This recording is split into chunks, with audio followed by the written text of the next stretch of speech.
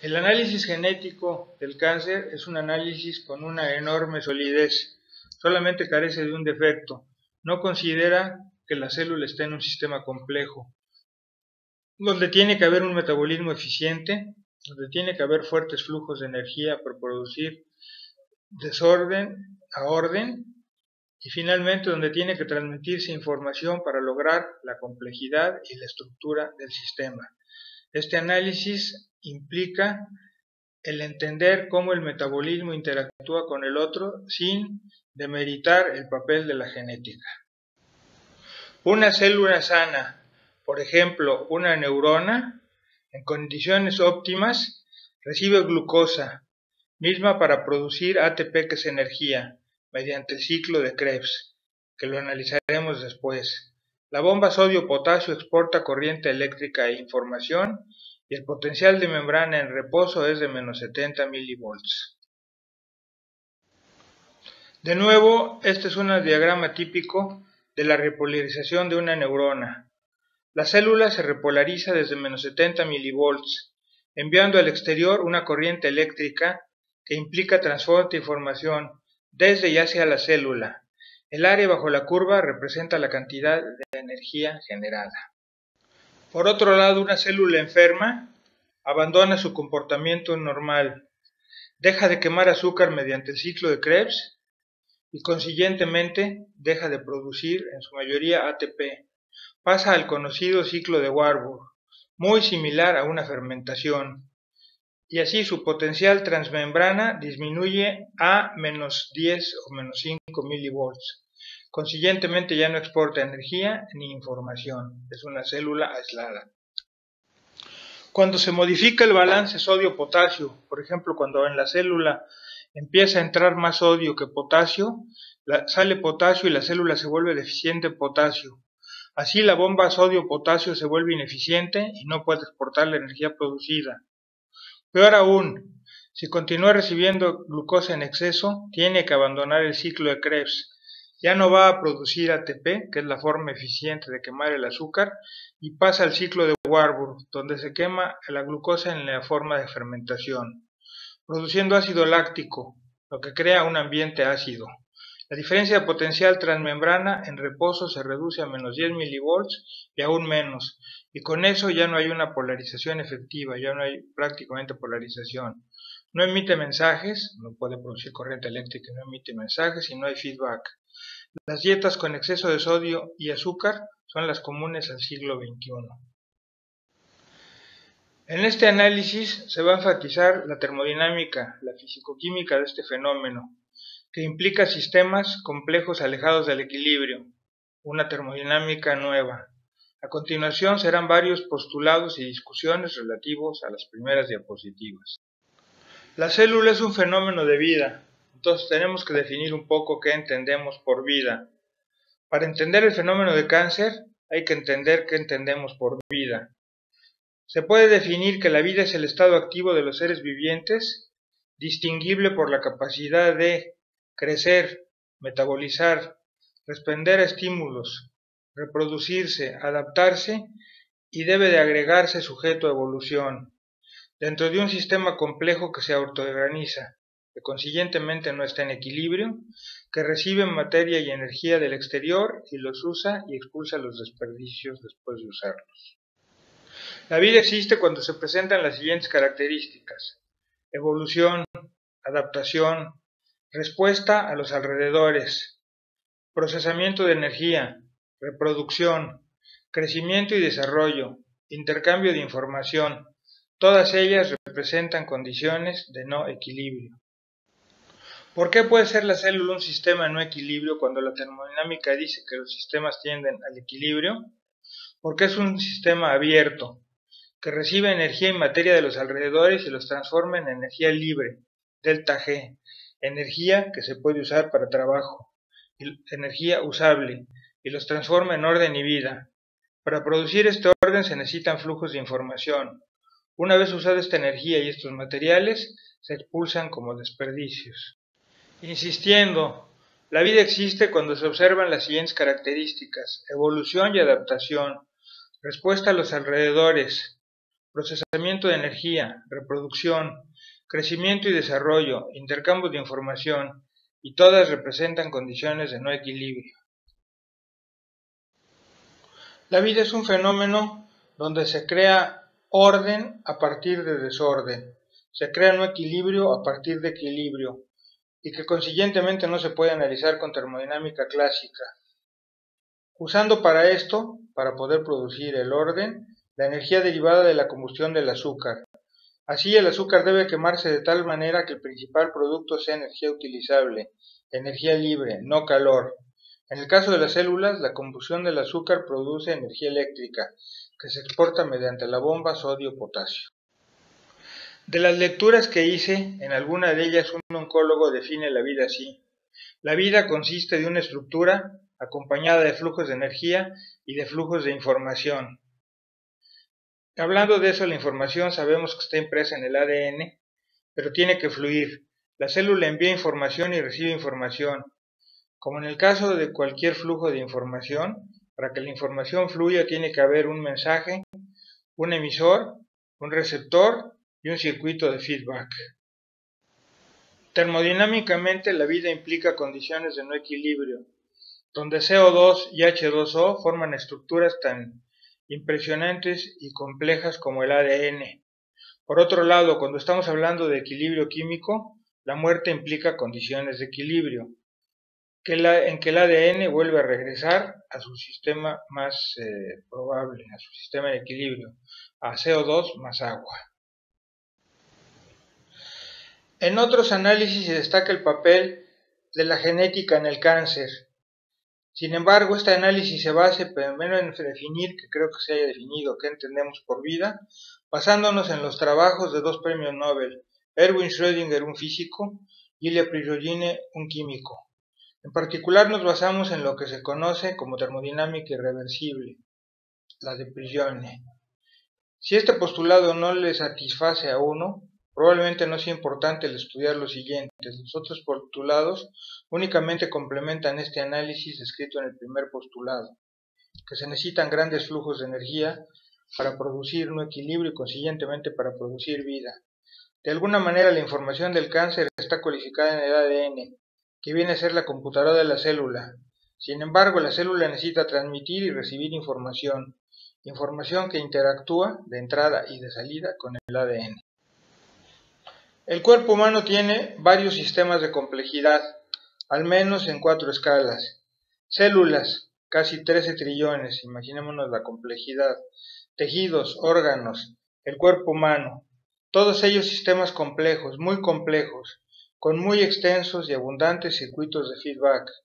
En todos ellos la energía proviene de los mecanismos internos de producción de energía, en particular del ATP. En el caso de las células animales, predominantemente de quemar glucosa a través del ciclo de Krebs, que produce ATP. Parte de este ATP lo usa la célula para conservar su compleja estructura interna, una pequeña parte, y el resto lo exporta como electricidad a través de la membrana utilizando el mecanismo de la bomba sodio-potasio, para que sea usado por tejidos, órganos y por el cuerpo entero. Así que es necesaria una buena diferencia de potencial transmembrana para transmitir energía al resto del cuerpo. Si no existe esta potencial transmembrana grande y una curva sólida de repolarización, es muy difícil o imposible que haya la necesaria transmisión de energía, para transmitir energía e información desde y hacia el cerebro. Cualquier organización, no solamente células, tejidos y cuerpo humano, sino cualquier organización, para existir, necesita contar con un intercambio muy importante de información y con circuitos de retroalimentación. Cualquier sistema complejo viviente, incluyendo ciudades, países, etc., necesita energía, parte de la cual se usa en su estructura. Las señales y mensajes entre células, tejidos, órganos y el cuerpo provienen de corrientes eléctricas y moléculas messenger, mensajeras, usando energía que proviene de los fenómenos de polarización de la célula. Hay varias formas de quemar el azúcar. En sistemas cerrados, como los de la termodinámica clásica, la glucosa, un pedazo de madera que es un poliglucósido, reacciona con oxígeno produciendo dióxido de carbono y agua y logrando un equilibrio químico donde glucosa más oxígeno da CO2 más agua más energía. Por ejemplo, al quemar madera se obtiene una muy alta temperatura. En la célula humana la combustión del azúcar se logra en una forma muy diferente, a una muy baja temperatura, la temperatura del cuerpo humano, usando otro mecanismo diferente. En la parte derecha de la diapositiva vemos cómo se quema el azúcar cuando se quema en la forma que se pudiera quemarse la madera. Hay una energía de activación muy grande y la mayor parte de la energía se va a calor. Prácticamente no se guarda energía y prácticamente esta energía se vuelve inusable. Por el contrario, la gráfica que aparece del lado derecho, en el ciclo de Krebs, se hace un quemado del azúcar en pequeños pasos. Consiguientemente, las energías de activación van en pasos y son todas ellas pequeñas, activando moléculas que llevan a cabo esta información, moléculas carrier, y lográndose que se genere mucho más energía que calor. La oxidación en pasos controlados del azúcar que ocurre en la célula conserva la energía libre, la energía que se puede transformar en trabajo, a diferencia de la combustión normal del azúcar.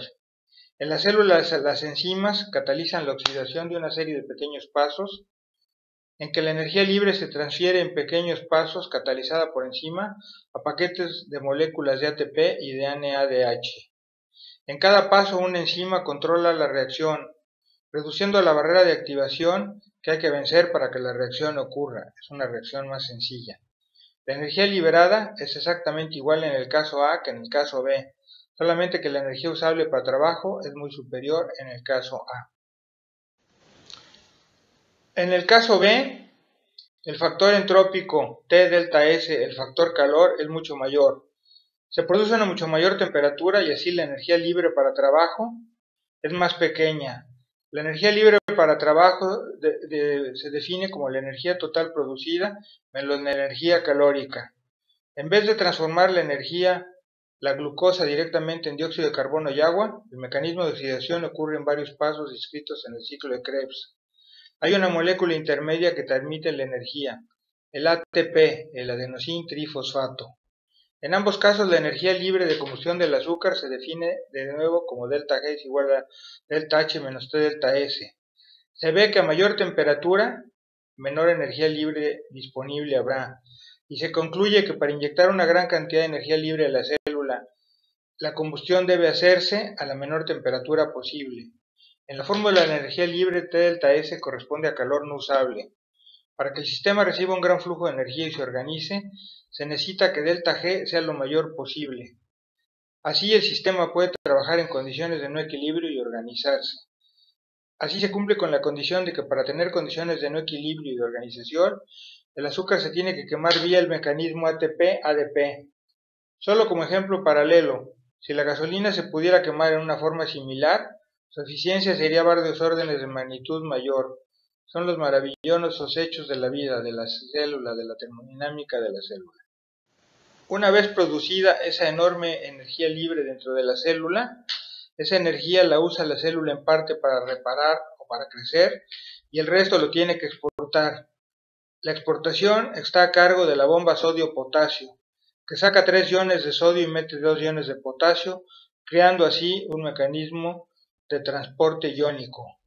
Así se produce una diferencia de potencial transmembrana en reposo de menos 70 milivolts, aclarando que es de menos 70 en la célula sana. En la célula cancerosa esta diferencia de potencial baja a menos 10 milivolts. Esto sucede cuando tenemos exceso de sodio y deficiencia de potasio. Esta bomba es una bomba controlada con energía proveniente de energía a través del ATP. Es una bomba activada por el ATP.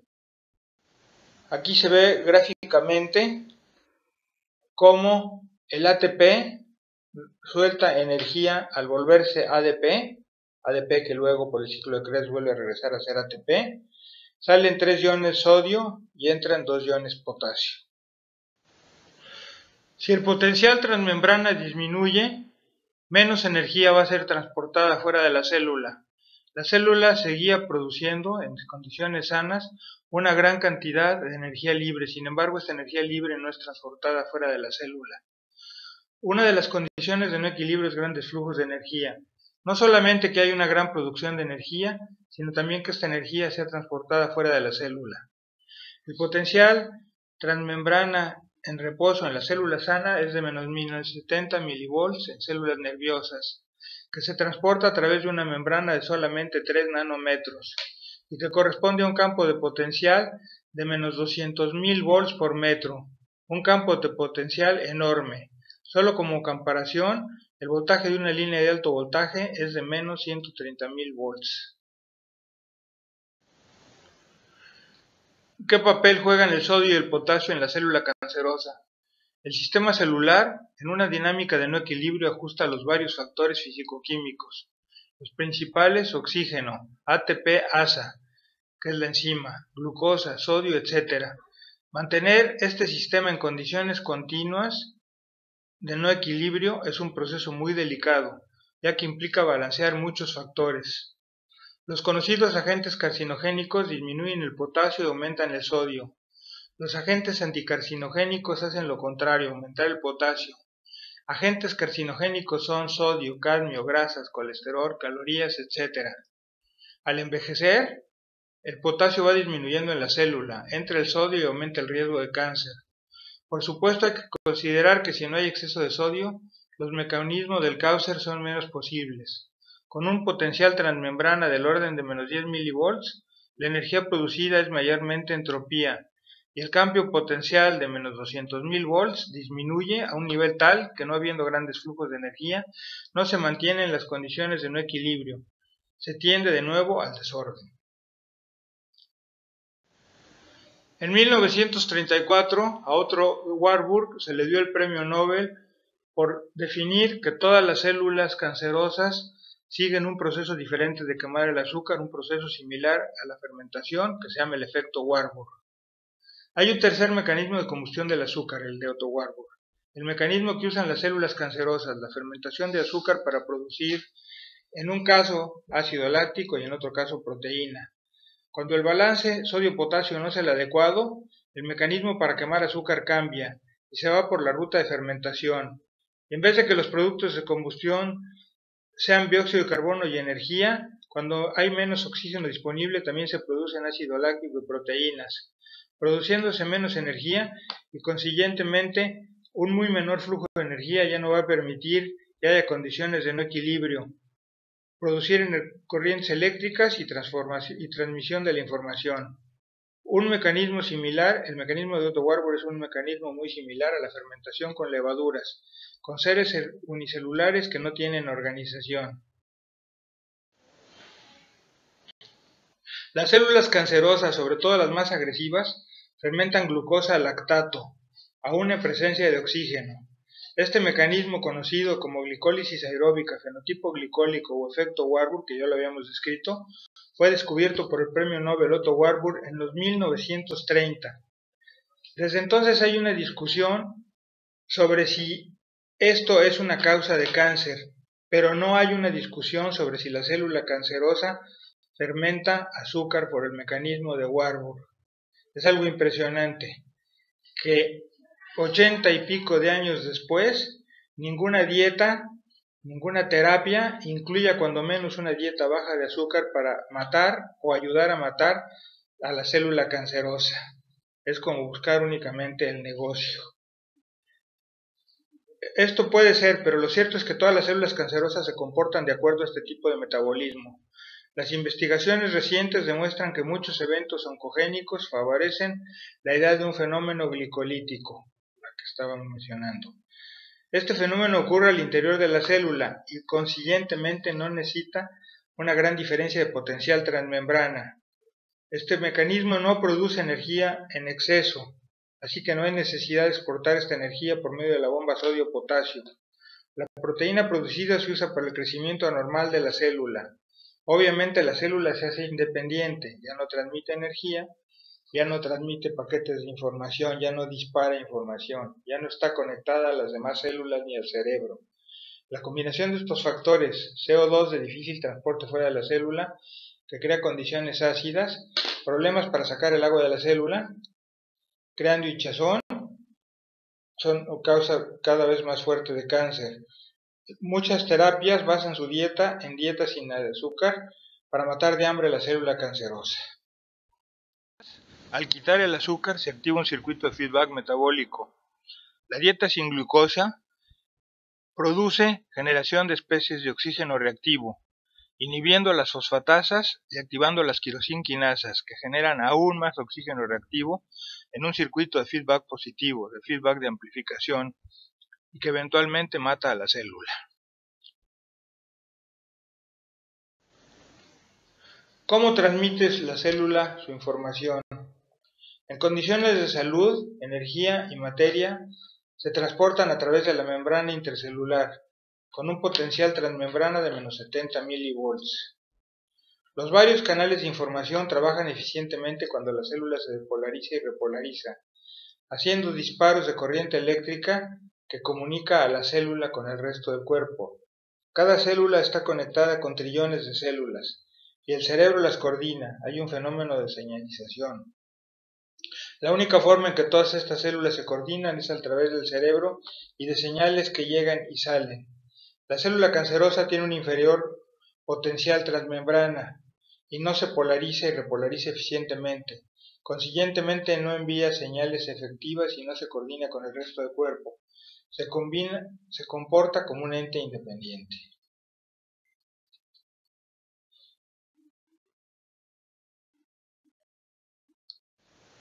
En la diapositiva actual, en la figura, vemos cómo se hace la repolarización de la célula, cómo se habla en canales de sodio, cómo se habla en canales de potasio, cómo se cierran los diferentes canales.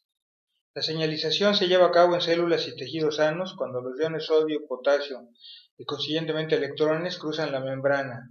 Esto sucede, por ejemplo, en las neuronas, cuando hay un potencial transmembrana de menos 70 milivolts.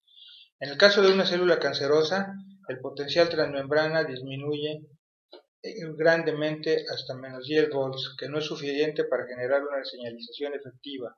No es suficiente para que se efectúen los movimientos iónicos y electrónicos. Así, la célula cancerosa tiene un fuerte problema de comunicación. Se vuelve independiente de los mecanismos de control del cerebro. El potencial de acción, el disparo bajo la curva, ha sido una ventaja en la evolución, una de cuyas funciones del potencial de acción es la señalización rápida y de largo alcance dentro del organismo. La velocidad de conducción de estas señales llega a ser de 110 metros por segundo, casi una tercera parte de la velocidad del sonido. Conocemos otras condiciones que causan cáncer, como contaminación, fumar, malos hábitos alimenticios, estrés. La célula deja de trabajar con un metabolismo eficiente por otras causas diferentes y pasa a un mecanismo ineficiente. Y en vez de producir energía libre en condiciones de no equilibrio y consiguiente medida y orden, pasa a condiciones de equilibrio produciendo desorden, produciendo equilibrio.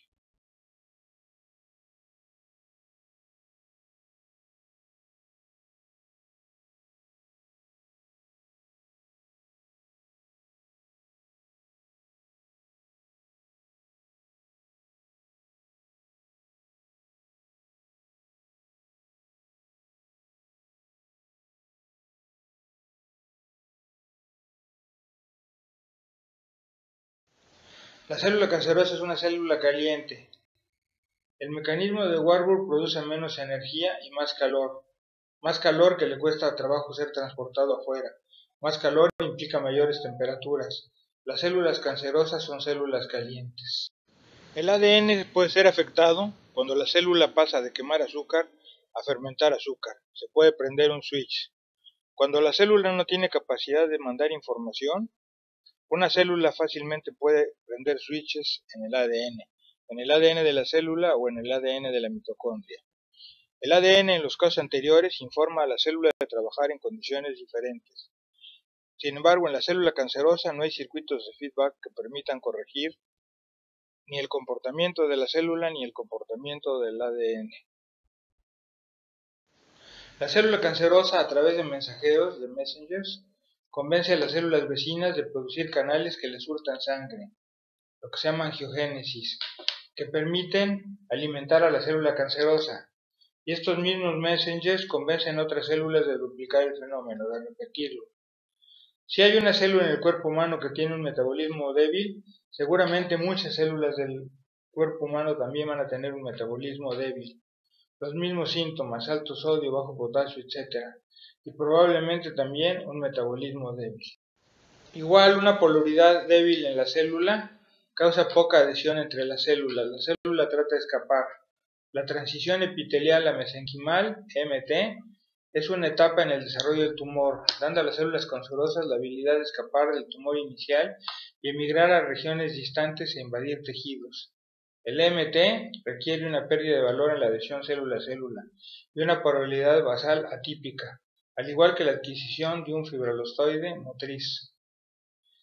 De nuevo vemos que la célula cancerosa y el tejido canceroso se desorganizan del resto de las funciones vitales. De todo esto deducimos que una nueva terapia debe tener un factor metabólico donde se trate de recuperar un metabolismo sano. Mecanismos constructivos de polarización, flujos informáticos, autopoiesis y autoorganización. Los métodos destructivos. Considerando verdaderos los postulados anteriores, los métodos destructivos, que teóricamente matan a las células cancerosas, eventualmente producen más células enfermas.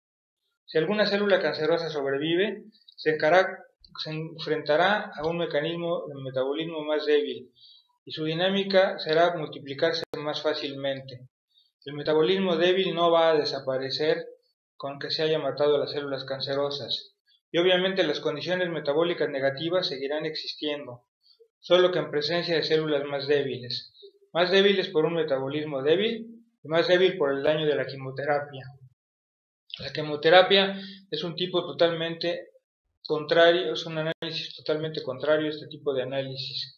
En este tipo de análisis se trata de enfatizar sistemas complejos, información, feedback y todo eso basado en metabolismo y transporte de información y la información que está dentro de la genética. Cuando se experimenta con nuevos agentes quimioterapéuticos, lo usual es poner células en platos Petri y ver si cierto tipo de químico las mata, ignorando que la célula no está aislada. La célula no está puesta en un Petri, sino en un sistema muy complejo, en el cuerpo humano, con una complejísima estructura informática, sin ninguna similaridad a ninguna otra estructura, y menos a un plato Petri. Es como tratar de arreglar el tráfico de una ciudad desmantelando los coches descompuestos. No se considera el factor complejo, no se considera el factor de complejidad en el cuerpo humano. Este método de trabajo contradice la filosofía de nuestro siglo. En siglos anteriores, el gran avance fue el análisis cartesiano, que estudia un sistema dividiéndolo en sus partes y piensa que el análisis de las partes explica el comportamiento del todo, el comportamiento del sistema. El análisis moderno es un análisis de sistemas complejos, a menos que el cuerpo humano no sea un sistema complejo. Inmoralmente se hacen ricos, buscan generar negocios y matan gente. Repitiendo, la dieta para vencer el cáncer debe estar basada en repolarizar la célula, alto potasio, bajo sodio y controlar la glucosa entrante, junto al uso de agentes repolarizantes, uno de ellos siendo la insulina, y obviamente tratar de desarrollar otros agentes repolarizantes. Muchas de las terapias con campo magnético no son serios. Los campos magnéticos deben ser pulsantes y deben de comportarse diferente con las células cancerosas. Se comportan así que el NMR, la resonancia magnética nuclear, es un método de diagnóstico de cáncer, y el MRI es una producción de imágenes por resonancia magnética, es un método donde las células cancerosas resaltan bajo la influencia de un fuerte campo magnético nuclear. Una corriente variable, AC, junto a un campo magnético alinea los spins de los átomos. De los tratamientos magnéticos que se ofrecen, no manejan los Gauss necesarios. Para que tengan efecto necesitan niveles que afecten el spin del núcleo de hidrógeno, que está en los carbohidratos, grasas, etc. Y con esta excitación de los spins, la célula puede efectuar cambios en su metabolismo. Los tratamientos magnéticos que se ofrecen no manejan los Gauss necesarios. Para que tengan efecto necesitan niveles que afecten el spin del núcleo. y obviamente que la célula para repolarizarse permanentemente necesita contar con las condiciones fisicoquímicas de una célula sana. Todos estos postulados invitan un tipo diferente de análisis en el contexto de sistemas complejos, en el contexto de teoría de sistemas complejos, con condiciones especiales de metabolismo e información. La medicina moderna tendrá que ser metabólica. Otros iones y otros factores intervendrán, calcio, litio, cadmio, lo que sea, pero la base teórica seguirá siendo la misma: optimizar metabolismo, polaridad, señalamiento e información. De nuevo se define vida como un conjunto de estructura, metabolismo e información, como la describe el oncólogo. Y el análisis consistirá en la interacción de estos tres factores. Cualquier análisis que no considere que la vida es un sistema complejo, un sistema en que intervienen al menos 13 trillones de moléculas, no tiene futuro. Si se analizan factores aislados como la genética, que obviamente es muy importante puesto que ahí está contenida gran parte de la información, se regresa a un análisis cartesiano, donde se quiere explicar el comportamiento del todo, explicando el comportamiento de las partes. De todo esto conviene redefinir las características del cáncer. Las células cancerosas tienen metabolismo defectuoso, cambian un metabolismo de fermentación, y aun cuando siguen produciendo 2 ATPs en vez de 30 ATPs, ya no están sujetas a grandes flujos de energía. Alta concentración de sodio, baja concentración de potasio.